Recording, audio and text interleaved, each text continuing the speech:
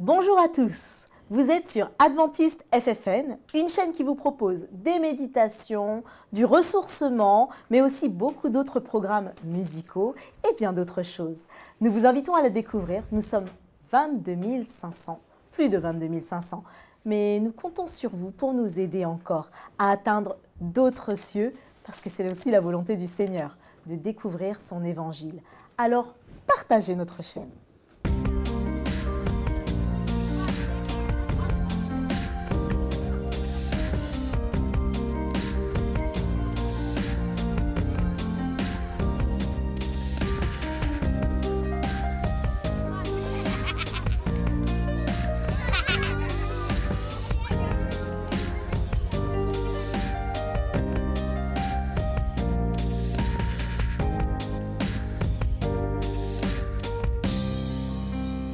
Je suis Karine Eloadin, pasteur de l'église adventiste du 7e jour, et je suis accompagnée de mes amis.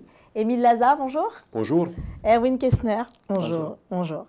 Donc cette semaine, nous étudierons un sujet qui semble assez simple de prime abord, mais en pratique, c'est une autre question. Rester doux dans les creusets. Rester doux dans les creusets. Alors, avant de commencer, j'aimerais nous inviter à prier et ce sera Émile qui nous invitera à prier. Seigneur, nous voulons te remercier pour cette occasion et ce privilège de nous rencontrer autour de ta parole. Nous te prions, Seigneur, que nous trouvons dans ta parole la nourriture nécessaire pour notre esprit. Et fais, Seigneur, que toutes les personnes qui viennent vers toi pour découvrir ta volonté soient rassasiées par ce que tu les apprends. Au nom de Jésus. Amen. Amen. Amen. Amen. Alors, j'aime toujours commencer par une question qui n'était pas totalement prévue, qui serait de vous demander, est-ce que vous vous décririez comme une personne douce, vous, personnellement? Bon, après, on se connaît aussi. Bonne question. Oui. Je dirais que, d'ailleurs, si on parle de la douceur, moi, je ne peux pas séparer la douceur de la fermeté. Et cette question me travaille beaucoup personnellement, si tu veux personnellement. Oui, oui, c'est exactement ça. Parce que je considère qu'il faut, et ça c'est compliqué, être ferme et parfois même dur quand il s'agit de la vérité, quand il s'agit de la justice, quand il s'agit de défendre des personnes qui sont faibles, qui sont maltraitées, quand il s'agit de parler du péché. Mais il faut être en même temps doux, humble, aimant. Et ça, c'est un défi extraordinairement difficile parce que, en tant qu'humain, moi-même, je me retrouve souvent d'un côté ou de l'autre. Je regarde, ce qui m'aide est de regarder Jésus, qui est l'exemple parfait, qui savait s'imposer, qui savait parler d'une telle manière que les personnes n'avaient plus rien à dire, oui. Qui a su dire à un certain moment, si j'ai bien dit, si je n'ai pas bien dit, montre-moi où, et si j'ai bien dit, pourquoi est-ce que tu me frappes? Mais il a dit ça d'une certaine manière. Il a dit à la femme de Samarie, va chercher ton mari. Et je suis persuadé qu'il lui a dit parce qu'il savait dans quel état elle était. Exactement. Et ça se voit que la femme est comme frappée, comme si elle a reçu une claque, parce que d'un coup, la manière dont elle parle n'est plus la même. Elle dit, je n'ai pas de mari. Comme si on n'en parle pas. Et Jésus enfonce le clou et dit, oui, tu as bien dit, tu n'as pas de mari parce que tu en avais 5. Donc, il est dur. Oui. Mais en même temps, on voit que la femme s'ouvre à nouveau. Et là, mon interprétation est qu'il y avait dans la manière de parler de Jésus quelque chose qui a montré à cette femme qu'il n'était pas là pour juger, pour la condamner, oui. Mais pour pouvoir l'aider, mais en étant en même temps très direct. Direct, oui. Donc, il y a des dangers. Il y a des dangers d'être trop ferme, trop dur. Il y a le danger aussi que dans la douceur, on est craintif, on reste trop en arrière. Donc, bon, pour répondre à la question initiale, j'essaye d'être doux, mais je ne réussis pas toujours, loin de cela. D'accord. Oh, c'est une question vraiment très personnelle et bon, c'est difficile d'être objectif avec toi-même. Donc, je crois qu'il y a des moments dans la vie où il y a une certaine douceur. Mais il y a des moments dans la vie, peut-être on a tous des points faibles, où bon, cette douceur, on oublie un petit peu et on laisse sortir dans nos comportements ce qui est lié peut-être à notre un peu face sombre que nous avons tous. Parce que pour moi, la définition de la douceur exemplaire, c'est de passer le bonheur de l'autre devant ton propre bonheur. Donc, c'est la manque totale de l'égoïsme ou de l'égocentrisme. Or, moi, je ne suis pas une personne qui manque totalement d'égoïsme ou d'égocentrisme. Et c'est pour ça que je ne peux pas me définir comme une personne douce.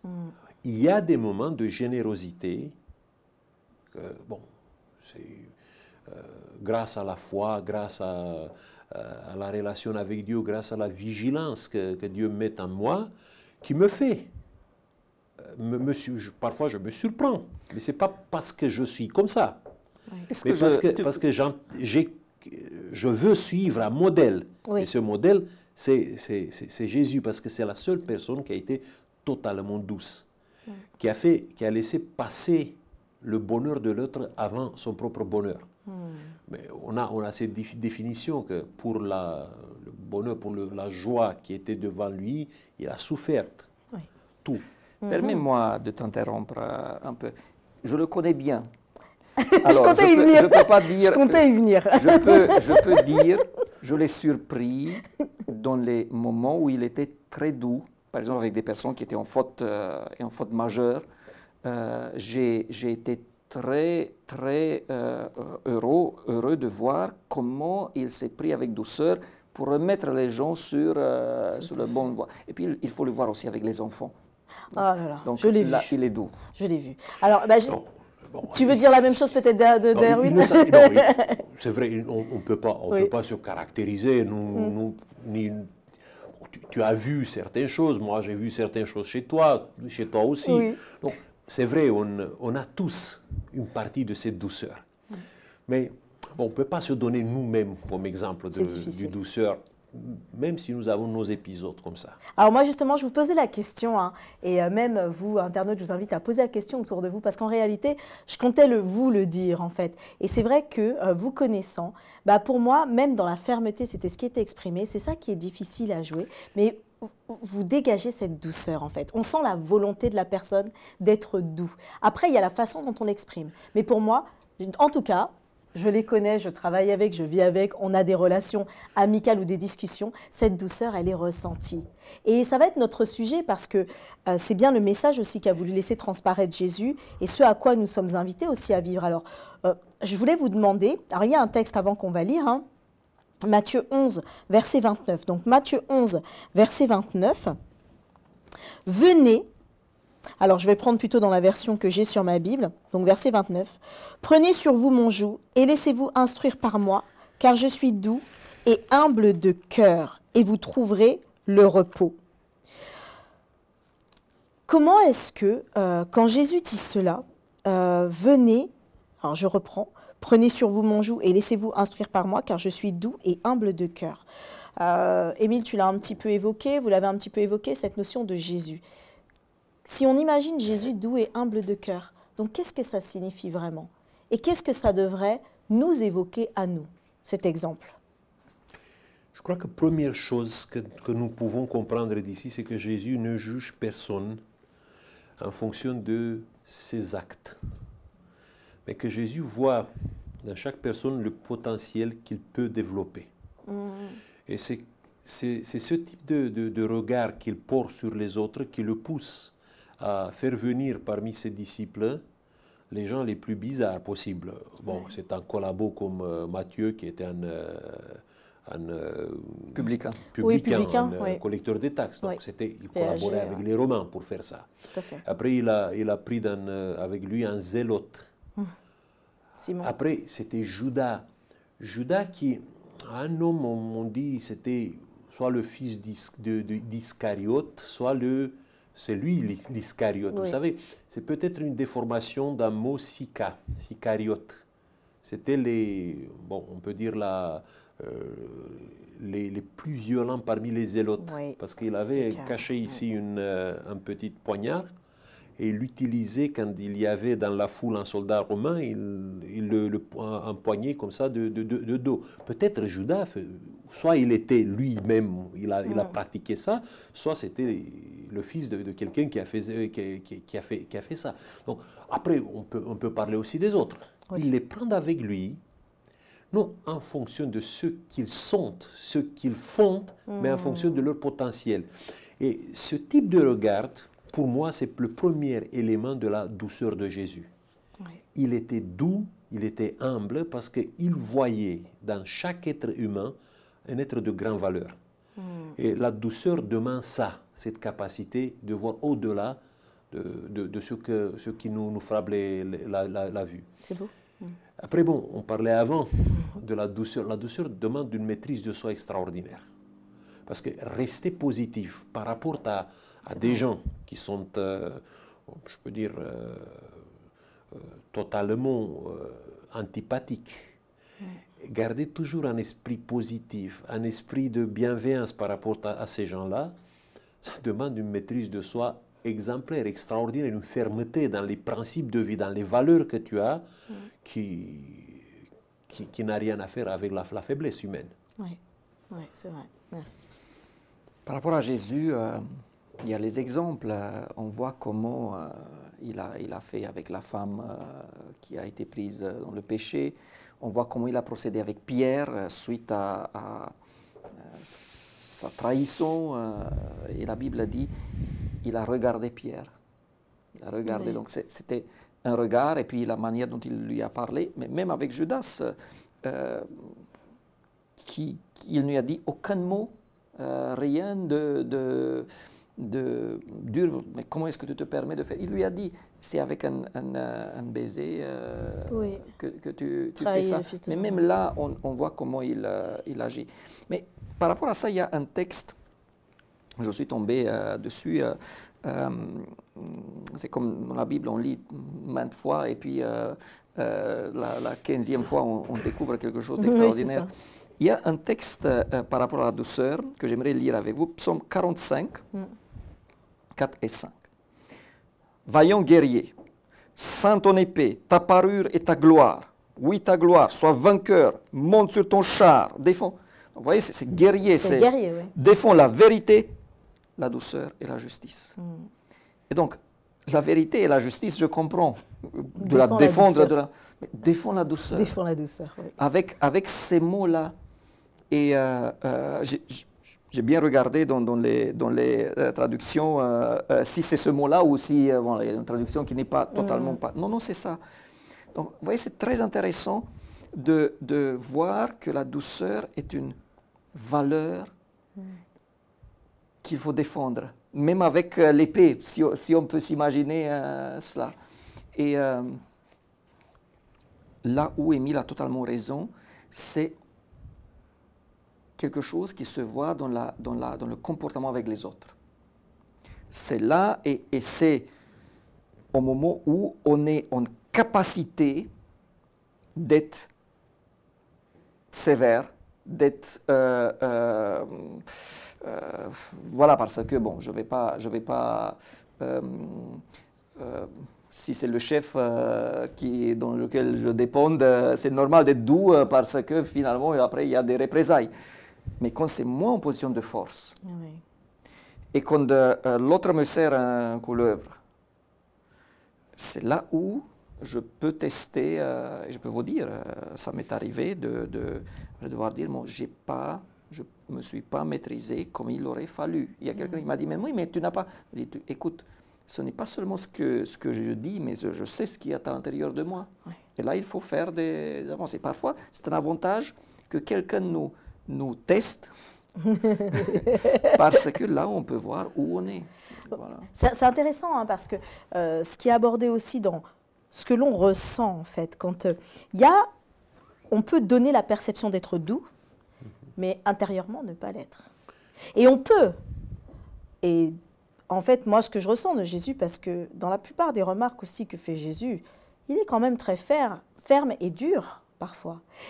Mais dans la façon dont cela devait être dit, parce que justement le cœur est doux, le cœur a cette volonté d'exprimer cette douceur, c'est là où, je pense aussi, c'est l'Esprit de Dieu qui nous permet de voir quand, comme vous le disiez, il y a de la fermeté, mais qui est exprimée avec cette douceur qu'on fait qu'on sait où on veut nous faire aller. Et après, par contre, il y a aussi des textes qui nous expliquent qu'on peut ne pas vouloir recevoir la lumière. Et c'est pourquoi on ne peut pas recevoir aussi cette douceur. Alors, il y a un autre passage... Tu vois, oui, le texte ici nous parle de humble du cœur.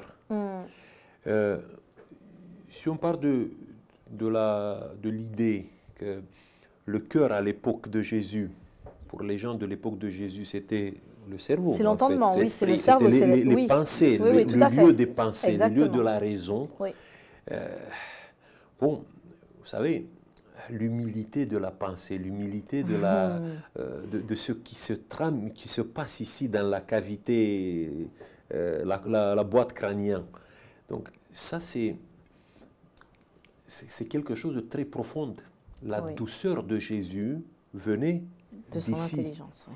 De son intelligence, une intelligence qui cultivait l'humilité. Tout à fait. Nous avons beaucoup de... Bon, c'est bien, ça donne bien dans une photo aujourd'hui.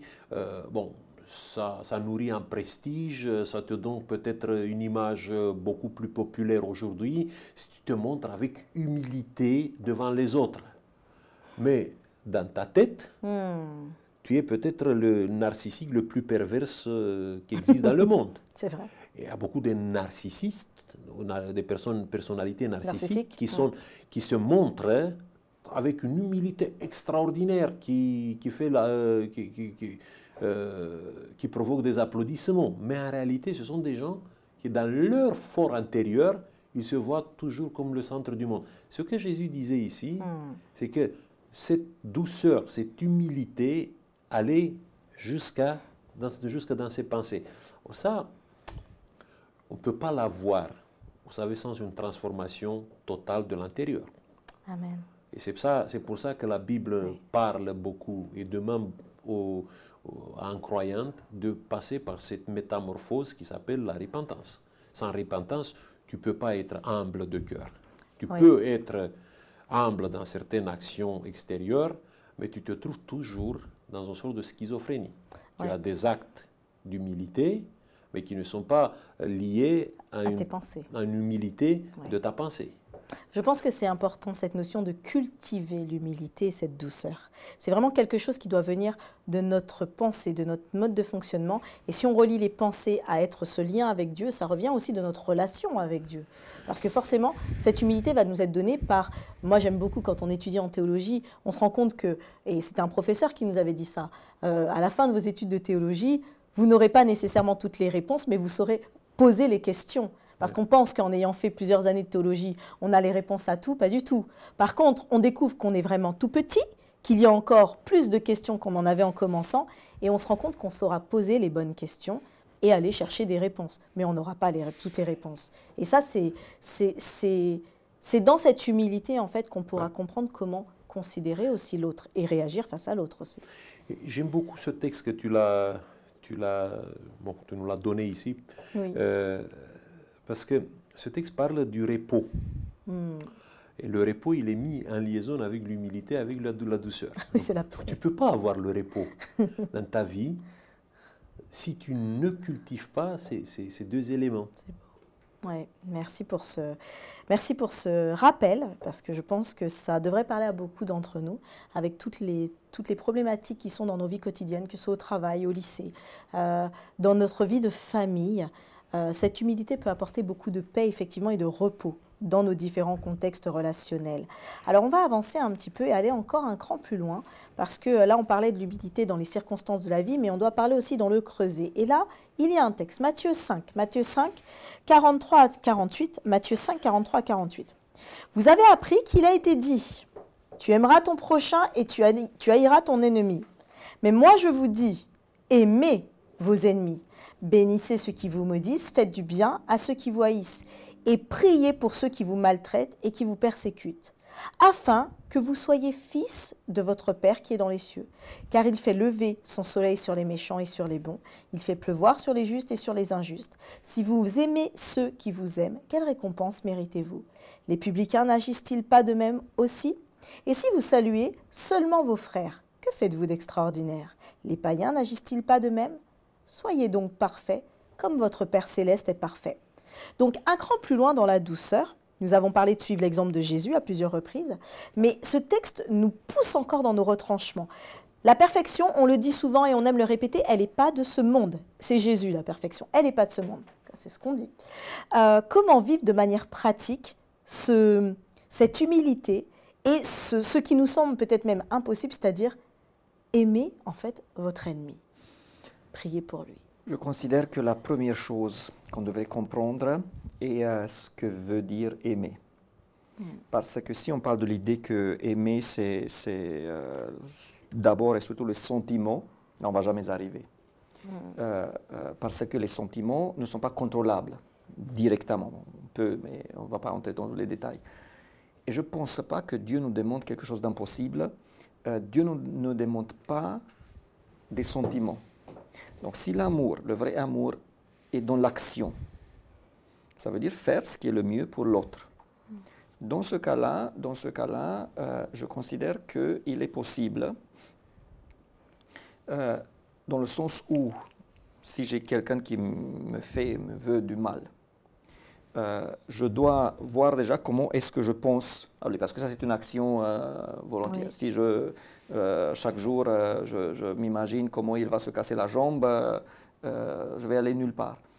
Donc déjà, c'est dans mes pensées qu'il faut que je fasse, avec l'aide de Dieu, une transformation. Et puis, j'aime beaucoup le texte où Paul dit, si ton ennemi a soif. Et moi, je mets l'accent sur si.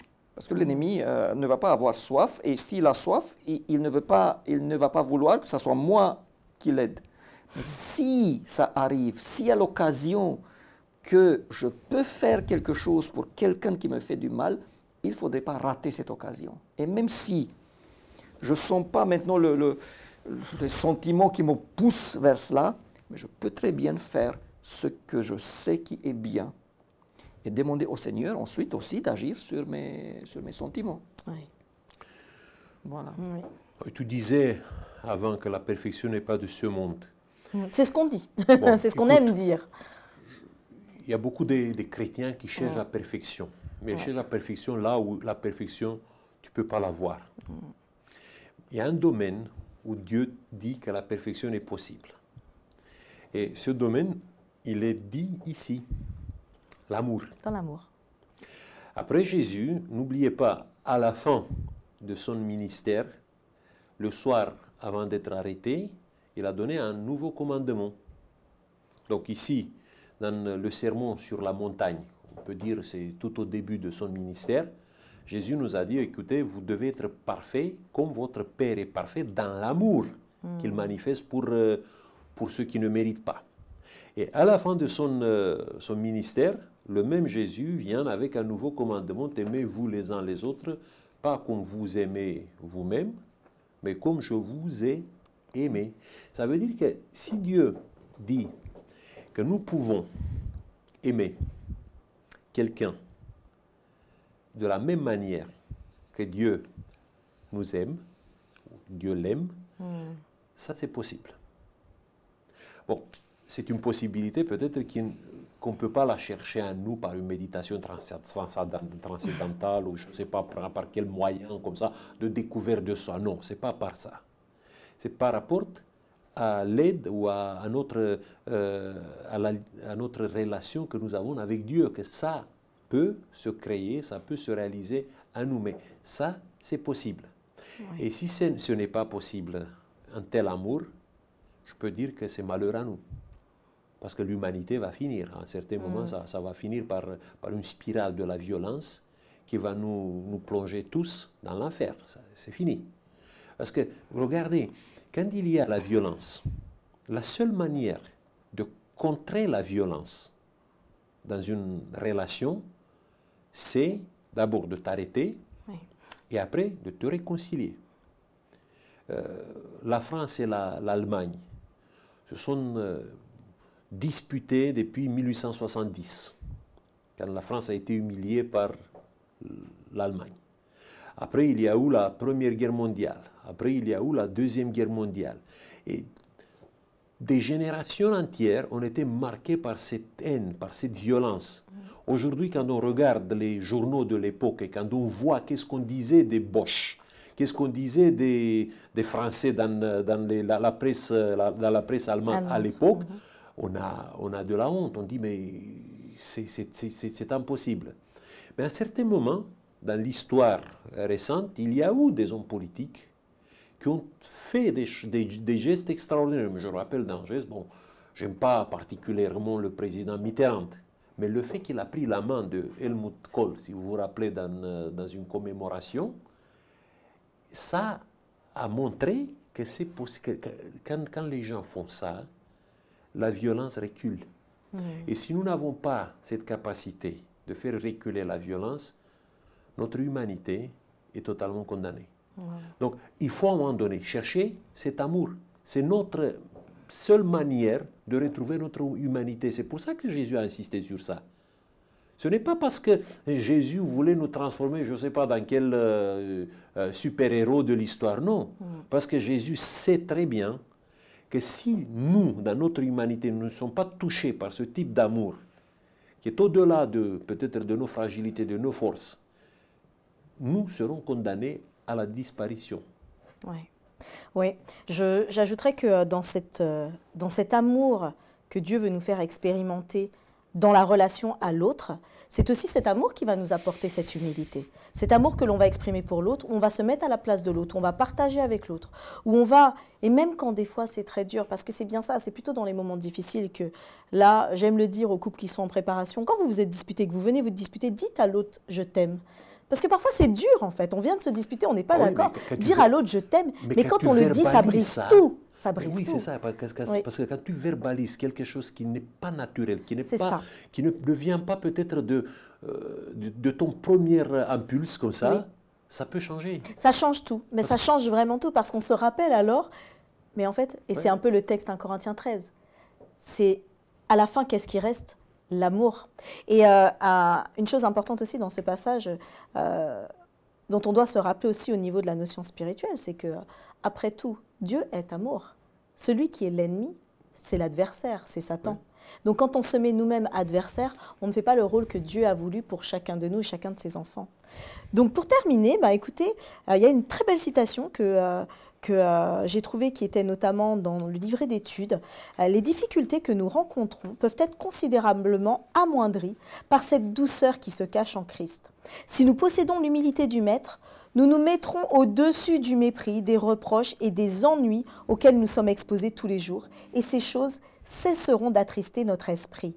La maîtrise de soi-même est le meilleur titre de noblesse d'un chrétien. Celui à qui les injures et les mauvais traitements font perdre le calme et la confiance prive Dieu du droit de se révéler en lui dans sa perfection. C'est l'humilité du cœur, marque de leur relation avec les cours célestes qui assure la victoire aux disciples du Christ. Je trouve que c'est une très belle citation. Et si j'aimerais vous demander, avec cette citation, mais plutôt peut-être même la vôtre, qu'est-ce que vous pourriez dire à nos internautes pour les encourager dans cette douceur et cette humilité face à toutes les situations qu'ils pourront rencontrer? Donc si vous pouvez leur laisser un message, directeur. Bon, dans les anciennes traductions, on utilise dans les béatitudes de Jésus le mot « débonnaire », heureux les débonnaires. J'ai trouvé intéressant l'étymologie du mot débonnaire en français. Ça veut dire de bonne air. Ça veut dire de bonne extraction, noble.